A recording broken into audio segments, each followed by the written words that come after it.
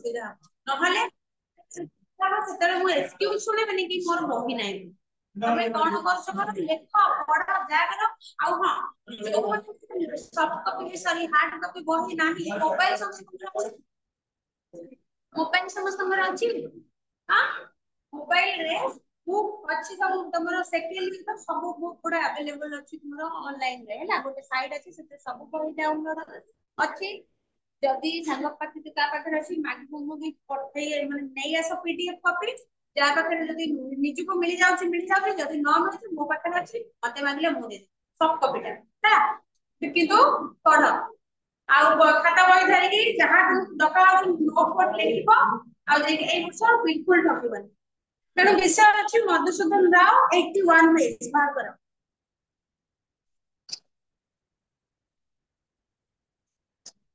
ଆଉ କ୍ଲାस ଦୟାକରି କେହି ବନ୍ଦ କରନି ସେକେଣ୍ଡରେ କାହିଁକିନା ବହୁତ ଗୁଡେ ବିଷୟ ତମର ଏଇଥିରେ କେତେ ବିଷୟ ରହିଲାଣି ଜାଣିଛ ବହି ସରେନି ପ୍ରାୟ 5 5 10 ଟୋଟାଲି 21ଟା ବିଷୟ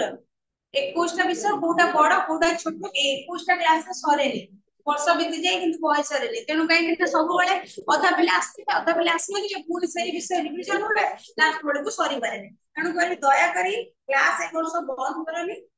ଠିକ ଠାକ କି ପାଠ ପଢ।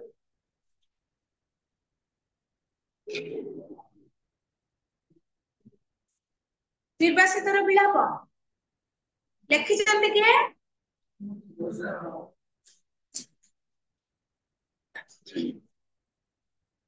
ହଉ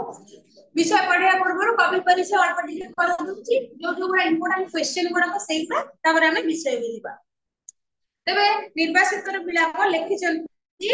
ଭକ୍ତ କବି ମଧୁସୂଦନ ରାଓ। ଋଷିପ୍ରାଣ କବି ସେ ଜଣେ ଋଷିପ୍ରାଣ କବି ଅର୍ଥାତ ମାନେ ସାତ୍ବିକ ଧର୍ମୀ ତାଙ୍କ ମନରେ ସପ୍ତ ଗୁଣ ଗୁଡାକ ଭରପୁର ଥିଲା। ଋଷି ଜାତୀୟ ଋଷି ମାନେ ଯେମିତି ତାଙ୍କ ମାନଙ୍କ ଯୋଉ ଯୋଉ ଗୁଣ ଗୁଡିକ ସେଇଭଳି ଗୁଡିକ ଗୁଣ ଥିଲା। ସେ ଅତି ସାତ୍ବିକ ଧର୍ମୀ କବି ଜଣେ ଥିଲେ ଯାହାଙ୍କ ନାଁ ତାଙ୍କୁ ଉପାଧି ମିଳିଥିଲା ଭକ୍ତ କବି। ସେ ହଉଛନ୍ତି ପୁରା ନାଁ ହେଲା ଭକ୍ତ କବି ମଧୁସୂଦନ ରାଓ ଯିଏକି ତୁମର ବିଷୟ ନିର୍ବାସିତର ବିଳାପଟି ଲେଖିଛନ୍ତି। ତାଙ୍କ ଲେଖନୀରୁ ଯେଉଁ ଅମୃତ ସାହିତ୍ୟର ଧାରା ନିଗିଡି ଆସିଥିଲା ତାହା ଆଜି ଓଡିଆ ବାଣୀ ଭଣ୍ଡାରରେ ଅମୂଲ୍ୟ ମଣିମାଣିକ ତୁଲ୍ୟ ବିବେଚିତ ହେଉଅଛି। ସମଗ୍ର ସୃଷ୍ଟିରେ ବିଭୁବୋଧର ଆତ୍ମୀୟ ଆଶ୍ଲେଷ ଉପଲବ୍ଧି କରୁଥିଲେ ମଧୁସୂଦନ। ବ୍ୟକ୍ତିଗତ ଜୀବନ ଚର୍ଯ୍ୟାରେ ଜଣେ ଆର୍ଯ୍ୟ ଋଷିର ପ୍ରାଣ ପ୍ରବାହକୁ ପ୍ରମୁଖ କରିଥିବା ମଧୁସୂଦନ ଥିଲେ ଜଣେ ଉଚ୍ଚମାନର ସ୍ରଷ୍ଟା। ଆଧୁନିକ ଓଡିଆ ସାହିତ୍ୟକୁ ସ୍ୱକୀୟ ମର୍ଯ୍ୟାଦା ପ୍ରଦାନ କରିବା ପାଇଁ ସେ ଥିଲେ ଅନ୍ୟତମ ବିଦ୍ୱାନ। ତେଣୁ ସିଏ ଏଇ ଯୋଉ ବିଷୟଟି ପଢୁଛ ଏଇଟା ହେଲା ଆଧୁନିକ ସାହିତ୍ୟ ଏଇଟା କୋଉ ଯୁଗର ସାହିତ୍ୟ କଣ ପଢିବେ ବୋଲେ ଆଧୁନିକ ସାହିତ୍ୟ ଯେତିକି ଅଛି ତମର ଦ୍ୱିତୀୟ ପର୍ଯ୍ୟାୟରେ ଯୋଉ 5ଟା ବିଷୟ ଅଛି ସେ 5ଟା ଯାକ ବିଷୟ ହଉଛି ଆଧୁନିକ ସାହିତ୍ୟ। କାରଣ ଇଏ ଥିଲେ ଆଧୁନିକ ସାହିତ୍ୟ ସ୍ୱକୀୟ ମର୍ଯ୍ୟାଦା ପ୍ରଦାନ କରିବାରେ ଥିଲେ ଅନ୍ୟତମ ବିଦ୍ୱାନୀ। ମାନେ ସିଏ ଆଧୁନିକ ସାହିତ୍ୟକୁ ନିଜର ଭାଷାରେ ନିଜର ପରିଚୟ ପ୍ରଦାନ କରି ଏତେ ସୁନ୍ଦର ପ୍ରାଞ୍ଜଳ ଭାବରେ ସରଳ ଭାଷାରେ ଲେଖୁଥିଲେ ଯୋଉଟା କି ସାଧାରଣ ଲୋକମାନଙ୍କୁ ମଧ୍ୟ ବୁଝିପାରୁଥିଲେ। ସର୍ଟ କ୍ୱେଶ୍ଚନ ଯୋଉଗୁଡା ମୁଁ କହିଦେବି ହେଲା ଯୋଉଟା ରିପିଟ କରିଦେବି ସର୍ଟ କ୍ୱେଶ୍ଚନ ତାକୁ ନୋଟ କର।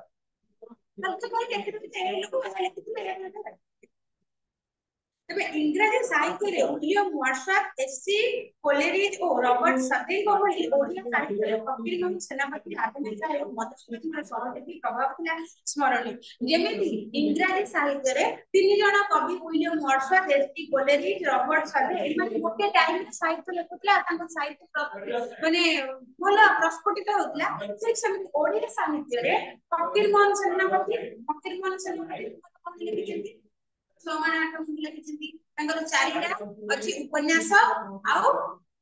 ବାକି ସବୁ ହେଲା ତାଙ୍କର ଛୋଟ ଛୋଟ କ୍ଷୁଦ୍ର ଗଳ୍ପ ମଧ୍ୟ ସେ ଲେଖିଛନ୍ତି। ଆମର ଓଡିଆରେ ପ୍ରଥମ ଓଡିଆ ଗଳ୍ପ ଭାବରେ ବିବେଚନା ହେଇଛି କୋଉଟା ପ୍ରଥମ ଓଡିଆ ଗଳ୍ପ ଫକୀରମୋହନ ସେନାପତି। ଫକୀରମୋହନ ସେନାପତିଙ୍କର ବିଶେଷତା କଣ ଏତେ ଗପ ତାଙ୍କର ଗପଟା ପ୍ରଥମ ଓଡିଆ ଗପ ଭାବରେ ମାନ୍ୟତା ପାଇଛି ଯାହାର ନାଁ ହେଲା ରେବତୀ। ଆଉ ତାଙ୍କର 4ଟି ଉପନ୍ୟାସ ଅଛି ଗୋଟେ ହେଲା 6 ମାଣ 8 ଗୁଣ୍ଠ, ଲକ୍ଷ୍ମଣ ଆଉ କଣ ମାମୁଁ ପ୍ରାୟଶ୍ଚିତ 4ଟା ଉପନ୍ୟାସ। ତା ଭିତରୁ 2ଟା ଅଛି ତମର ଐତିହାସିକ ଉପନ୍ୟାସ 3ଟା ଲକ୍ଷ୍ମଣ ପ୍ରାୟଶ୍ଚିତ ଏଗୁଡା ସବୁ ଐତିହାସିକ ଲକ୍ଷ୍ମଣଟା ଐତିହାସିକ ଉପନ୍ୟାସ ଆଉ ଏସବୁ ହେଲା ତମର କୋଉ ଉପନ୍ୟାସ ଯୋଉ ସେଇ ସମୟରେ समाज रे घटुवा घटना को नहीं किछक घटना को नहीं से साहित्य रचना करते हैं सामाजिक उपन्यास फकीर मोहन सेनापति आधुनिक मधुसूदन से सहयोगी अत्यंत प्रभाव विस्तार करथिला केतेबेले ना जेतेबेले आधुनिक साहित्य रे समस्त साहित्य लेखनी चालना करथिले सेही समय तबे मधुसूदन थिले ओडिया साहित्य सारस्वतर परम शिल्प गीति कविता प्रबंध अनुवाद पाठ्यपुस्तक रचना मधुसूदन स्थान अद्वितीय अछि छोटबेले समस्त वर्णबोध बही पढिथिबा नाही बिना वर्णबोध हम फलरे किसी माने ओला शिखि पारि न थांते भलो जे वर्णबोध बहीटा हम पई कि न थांता तदर ओ अछि तदर युक्ताक्षर अछि बहुत जिंस अछि प्रसिद्ध बही सेना प्रत्येक पिला को तांको बापा मां किनि देते से इंग्लिश मीडियम पढो कि ओडिया मीडियम पढो हमर ओडिसा कथा कहूची बाहर कथा हम ओडिसा रे भी बहुत पिला इंग्लिश मीडियम पढा होची ओडिया मीडियम पढोची जी जो मीडियम पढुना काई प्रथम जेतेबेले हम पाठ पढा आरंभ करथिलु हम बापा मां वर्णबोध बही इंग्लिश बही आडी सहित वर्णबोध बही नियत दोबरे आडी दउथि नै सेही वर्णबोध बहीटा किए लिखिछन किए लिखिछन मधुसूदन राव तमे मने रखिबो काई एटा गोटे हम ओडिसा रो गर्व जे वर्णबोध बहीटा जोटा पाठ पढिबे शिक्षा आरंभ कले मासिक शिक्षा मूल्य ओडिया पढ़ी पारे पढ़ी पारे तेणु करी जो दिन ओडिया पाठ पढ़ा आरंभ कले से बही जो कि ओडिया वर्णमाला अच्छी निश्चक भाबरे स्पष्ट भाबरे लिखा अछि सेही वर्णमाला निर्भुल भाबरे से लिखा है केते लोग देखिबा बहुत बही अछि कोन तो भूल भाल लिखा है किंतु वर्णमाला पढ़े हम ओडिया वर्णमाला किछि भी भूल नै निर्भुल भाबरे लिखा है सेही बही जोटा कि हमर पाठ्य पुस्तक भाबरे व्यवहार करा जाउछि ओडिया मानकर ताकू लेखि जंती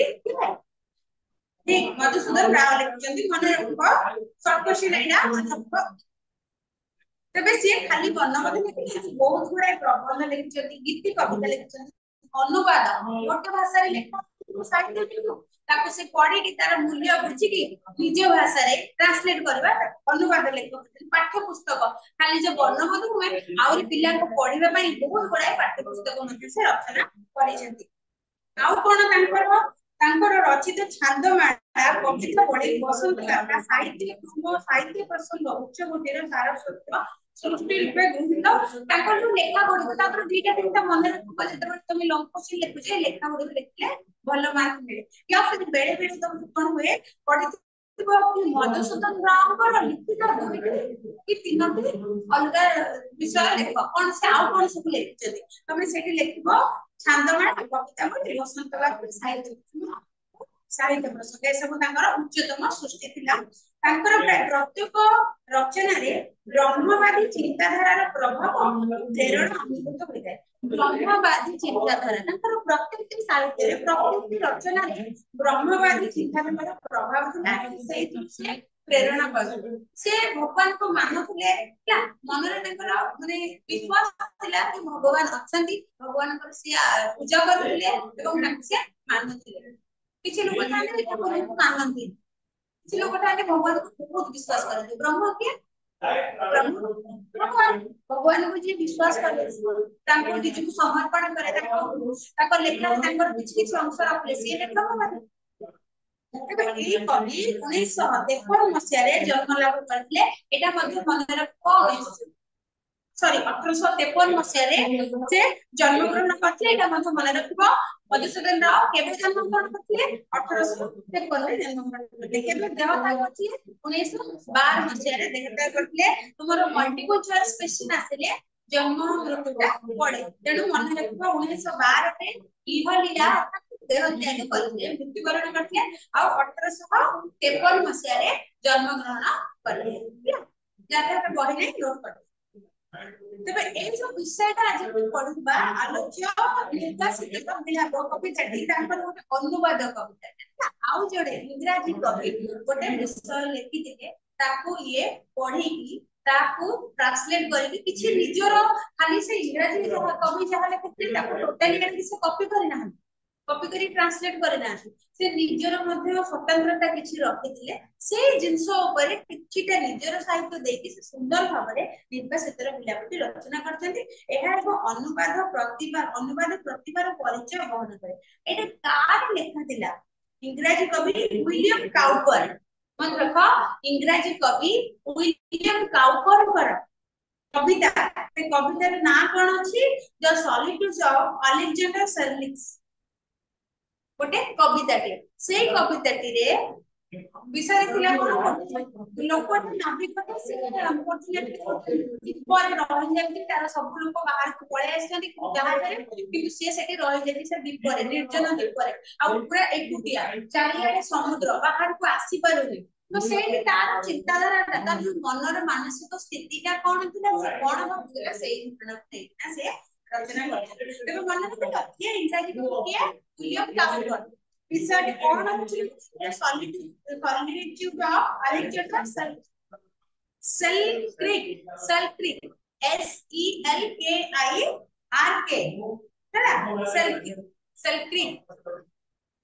छाया रचित मधुसूदन कविता भाषा भाव आलोचना दृष्टि मौलिक कविता भाव प्रतिमान हुए। मौलिक कविता अर्थात ताकर किछि स्वतंत्रता अछि मौलिकता अछि खाली किछि टोटली कॉपी करि आनिबा हला अनुवाद कविता अनुवाद करके मध्ये सेही जिंस पाणी मध्ये निजर भावना निजर चिंताधारा को तादरे परिवेशित करबा ता निजर मौलिकता को प्रतिपादन करबा ता मध्ये अलग स्वतंत्रता को प्रतिपादन करे जदि से तेणु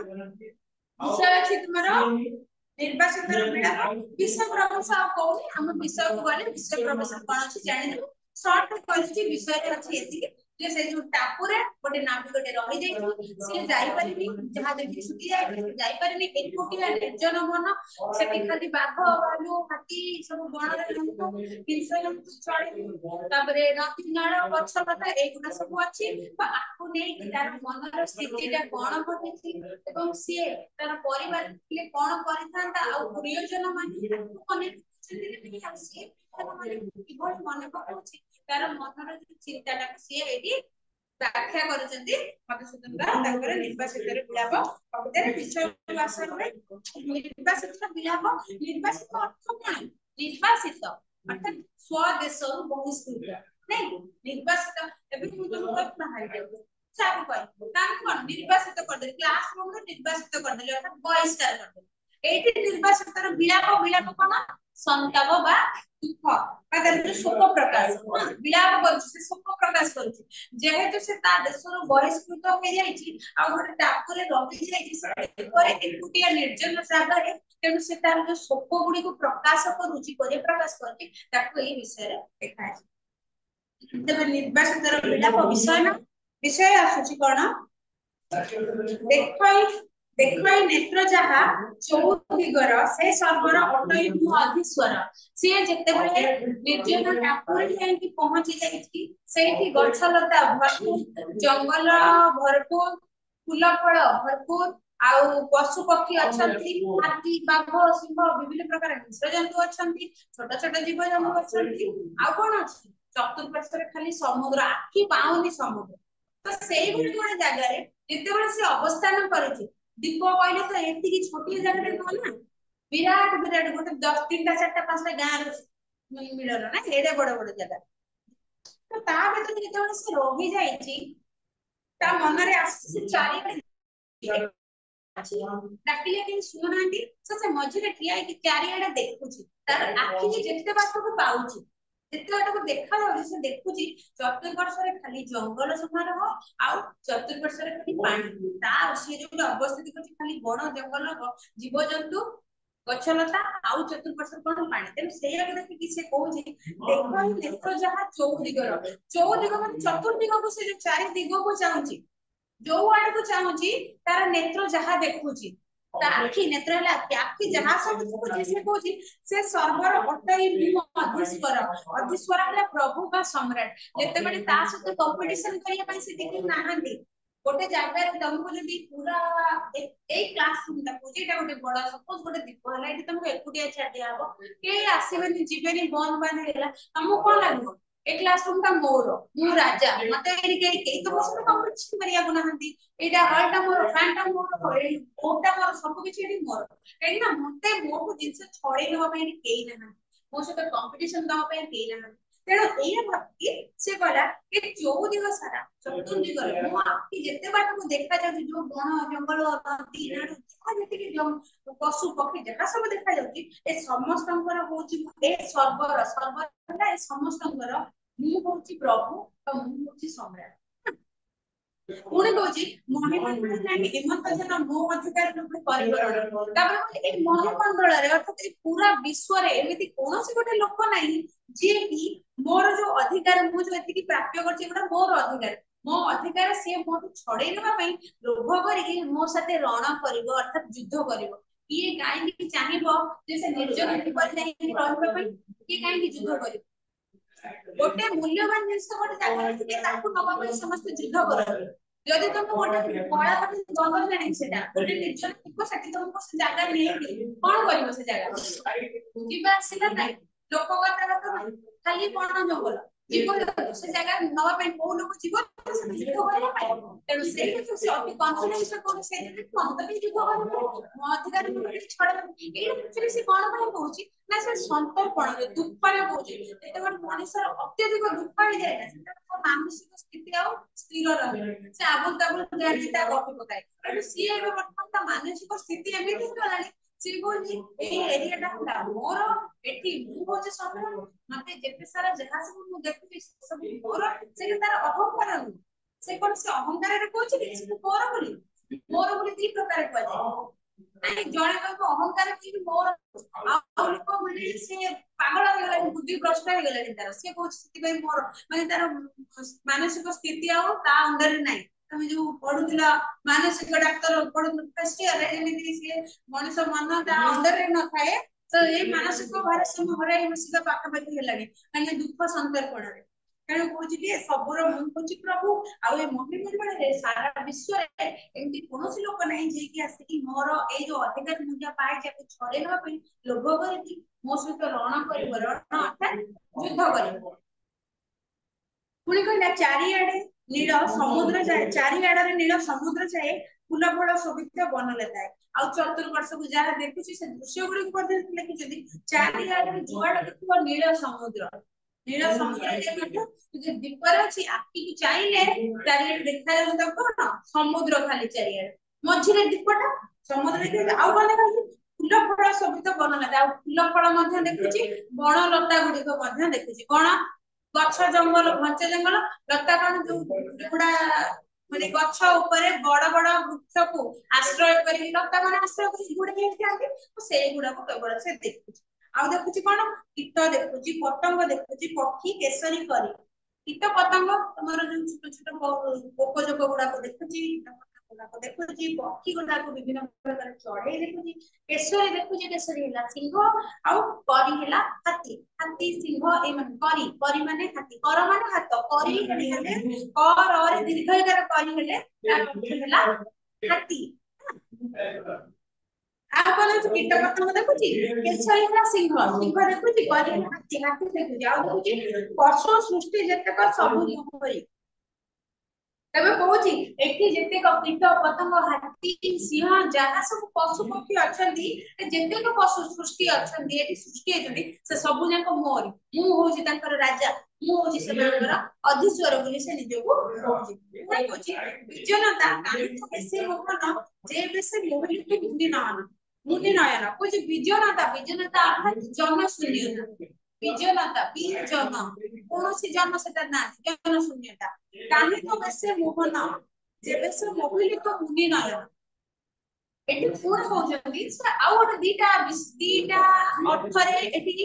କବି ଲେଖୁଛନ୍ତି ପ୍ରଥମେ ତ ଗୋଟେ ଅର୍ଥରେ ଭାବୁଛନ୍ତି ଯେ ଯେତେବେଳେ ଗୋଟେ ମୁନି ଋଷି ମାନେ ଭଗବାନଙ୍କୁ ପ୍ରାପ୍ତ କରନ୍ତି ସେ କୋଉଠି ଯାଇକି ତାଙ୍କର ମୁନି ଋଷି ତାଙ୍କର ଯୋଉ କରନ୍ତି ବସି ତପସ୍ୟା କରିପାରନ୍ତି ଜନଶୂନ୍ୟତାରେ ବସନ୍ତି ନା ଘରେ ବାହାରେ ଲୋକ ବାକ ସେ ସବୁବେଳେ ପଳାନ୍ତି ଜଙ୍ଗଲ ପାହାଡ ଅଞ୍ଚଳ ଜନଶୂନ୍ୟ ନିର୍ଦ୍ଦିଷ୍ଟ କରି ସେଇଠି ସେ ତାଙ୍କର ଭଗବାନଙ୍କୁ ଡାକନ୍ତି ଏବଂ ସେଇଠି ଯାଇକି ଭଗବାନଙ୍କୁ ପ୍ରାପ୍ତ କରିଥାନ୍ତି ବା ଆଶୀର୍ବାଦ ପ୍ରାପ୍ତ କରିଥାନ୍ତି तो ଏଇଠି କବି କହୁଛନ୍ତି ସେ ଯୋଉ କବି ଲେଖିଛନ୍ତି ସତ କିନ୍ତୁ କାହାର ମନର ଭାବକୁ ପ୍ରକାଶ କରୁଛନ୍ତି ସେ ନାବିକଟିର ମନର ଭାବକୁ ପ୍ରକାଶ କରୁଛନ୍ତି ସେ ନାବିକଟି ଏଇଠି କବିଙ୍କ ଲେଖନୀରେ କହୁଛି ମାନେ କବି ଲେଖିଛନ୍ତି ସତ କିନ୍ତୁ କହୁଛି କି ନାବିକଟିର ଏଇଟା ମନର ବେଦନା ତ ଏଇଠି କବି କହୁଛି ଯେ ନିର୍ଜନତା ମାନେ ଯୋଉଠି ଜନଶୂନ୍ୟତା ଥାଏ ସେଇଠି ମୁନି ନୟନ ମୋହିତ ବୋଲି ଭଗବାନ ଆସିକି ଦେଖା ଦିଅନ୍ତି ସେଇ ଜନଶୂନ୍ୟତା ଅଛି କାହିଁକି ଭଗବାନ କାହିଁ ମତେ ଆସି ଦେଖା ଦଉନାହାନ୍ତି ତ ମତେ ଆସିକି ସାହାଯ୍ୟ କରୁନାହାନ୍ତି ତ କୋଉଠି ଆଉ ଗୋଟେ ଜିନିଷ କହୁଛନ୍ତି ଯେ କାମିକ ବେଶେ ମୋହନ ତ ବେଶେ ହେଲା ବେଶେ ତାକୁ ଧୂପ କରିବା ମୋହନ ପ୍ରଥମ ଗୋଟେ ମୋହନ ଆତ୍ମାକୁ ସମ୍ମୋହିତ କରିବା ଆଉ ଗୋଟେ ମୋହନର ଅର୍ଥ ହେଲା ଶ୍ରୀକୃଷ୍ଣ ଏଇଟା ହଉଛନ୍ତି ଶ୍ରୀକୃଷ୍ଣ ଯୋଉଠି ଭଗବାନ ଶ୍ରୀକୃଷ୍ଣ ଅର୍ଥାତ ଭଗବାନ ବିଶେଷରେ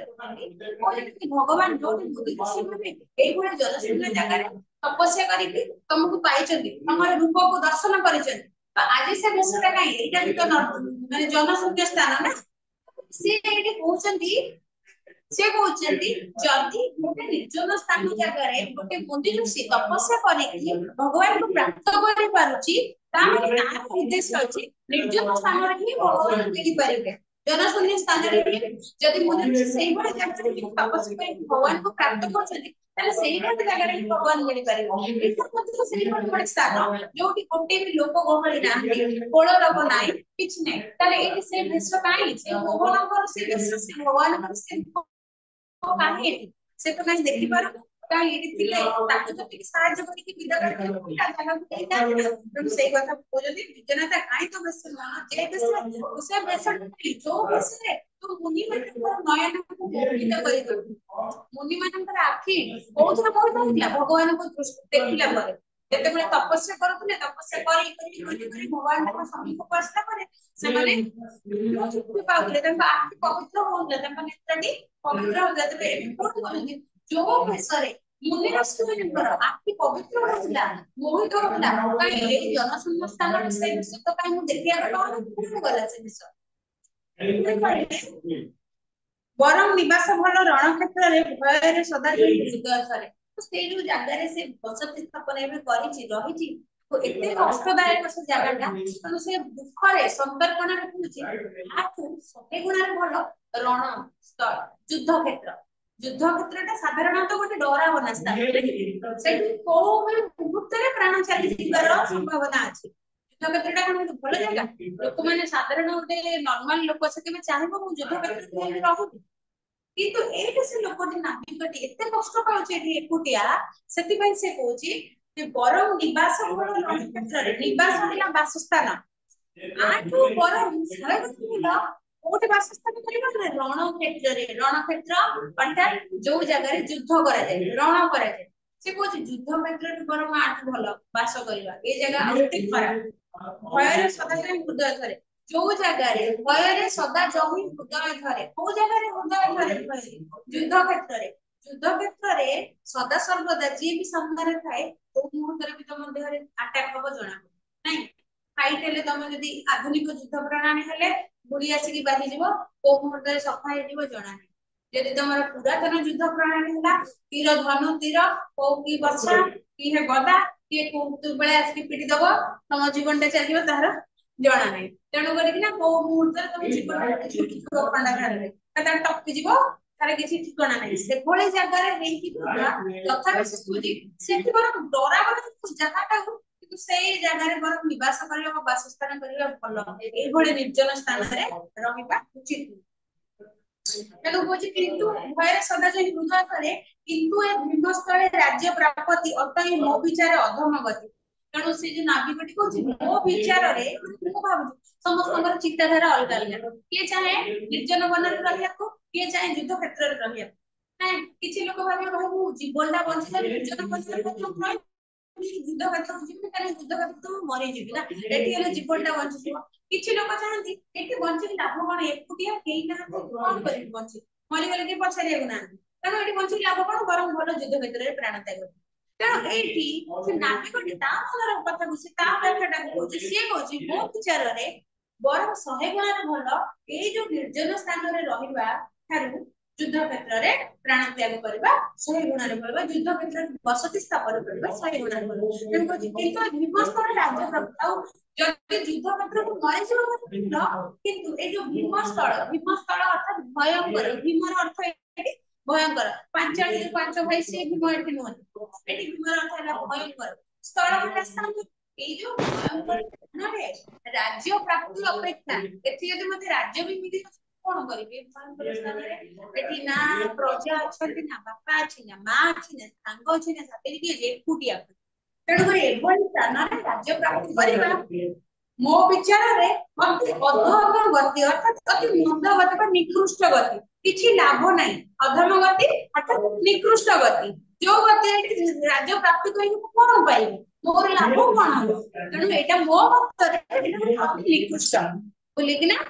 नापिकटी कहूची पुणी कहूची सुंदर देवतुल्य नर हम देखिबो नाही आ मोर नाही मने पूछी पुणी नर मानकर चेहरा गुडी सुंदर नर आनन सुंदर देवतुल्य देवतांको भଳି तुल्य परि बा सम परि जा देखिबो भाई तेणु करी देवतांको भଳି सुंदर जो नर आनन गुडी नर मनुष्य आनन बदन मुखमंडल तो से कहूँ जो देवतांको भଳି सुंदर देखा जाउथवा मनुष्यर मुखमंडल की मु आ देखि परिबी नाही देखिबो नाही आ मोर नयन नयन हेटा आखि मोर ए आखि देवता भଳି सुंदर नर मानकर मनुष्य मानकर मुखमंडल को आउ देखि परिबो नाही काहे देखि पारुनी कारण से तो निर्जन निपण अछि सेठी तो लोक माने कि पाछंती आ से तो जाई पारुनी समुद्र पारा पर तो किछ जाई पारुनी नदी अछि पहरे के मनुष्य मत पळेबो समुद्र परा आखि पाई बोली केते पानी केते ता भितर जीव जंतु अछंती कोन माने पार सेतिबाटा कष्ट ना हम दुर्गम पथ कहले छडा तेणु करी मन रे दुख प्रकाश करछि जे मु कोन आ देखि पारिबिनी सुंदर मनुष्यर मुह मु आ देबे मोर आखि आ देखि पारिबे पेज क्लियर बुझिला ना बुझ परना बुझ परछि ना नहीं जोडा ना बुझ पचारिबो होला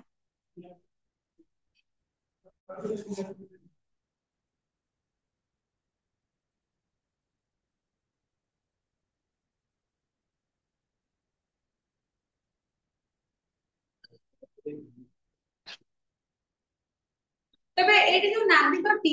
केउ जगह रे निवास करबा भलो बोली कि ना निजे भाबुची रणभूमि